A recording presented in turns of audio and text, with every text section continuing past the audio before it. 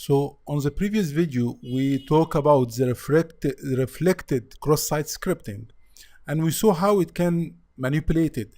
And also we saw how to utilize that to get full access on the server. Except it's not considered a very strong vulnerability. What is considered a really very strong vulnerability is the stored one, because as I explained, reflected will be just executed once. While stored, it will be stored inside the database. So whoever opens this website, it will be executed. Let's see. So if I go here and if I type anything, for instance here, I will type Atif,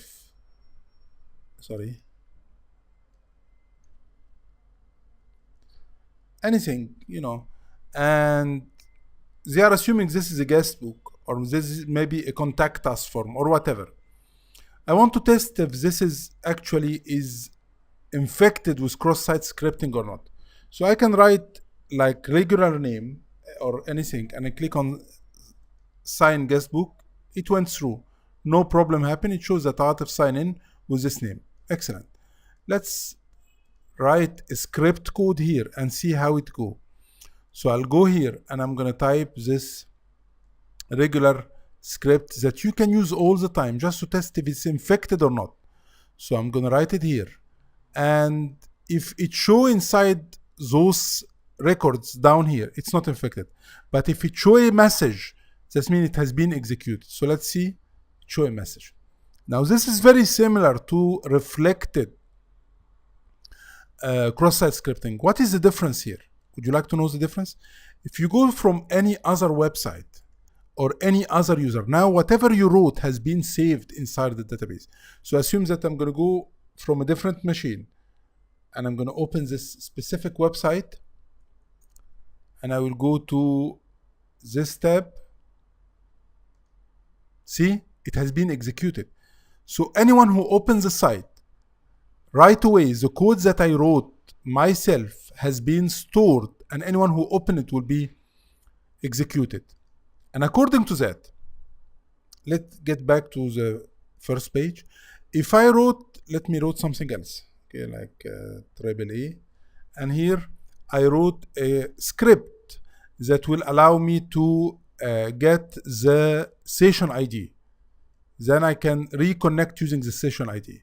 So for instance, if I use that and I write copy and I put here, paste, and he will give me the, the session ID. Now those two scripts has been saved. So you open that from anywhere. And you're gonna notice that the two scripts will be executed right away. So for me, I'll be aware of who logged in and his session ID, and just going there, see the first script has been executed and the second script has been executed. What do you think will happen if I wrote here the third script? You remember the ones that redirect to the malicious computer and removes this Google and puts the IP. Anyone who opens that, now I don't have to do any effort or send the link to anyone.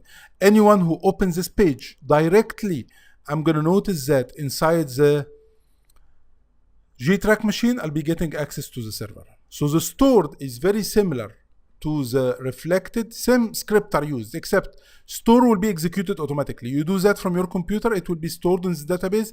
Anyone worldwide opens the site, it will be executed and you will have full access to the machine. So stored is very similar, except it store the script, malicious script inside the database. Now, this is a big topic actually, and most of the web application vulnerability are big topics. I mean, you need to read more about, you need to know how to write different script, you need to know how to manipulate that. I just show you an example and proof of concept. But this is actually a very deep topic. All the web application vulnerability, which is SQL injection, cross-site scripting, LFI, RFI, it's a very big topic. It's a specialization by itself. But since I promised you to explain a little bit more about cross-site scripting, this is my proof of concept. On the next lecture, I'm going to show you some website where you can try that on them. You can try and you can let me know, is this reflected? This is stored? Can you utilize that? Can you use this technique? So on the next video, I'm going to show you some of the website, and let me know what is your opinion about that.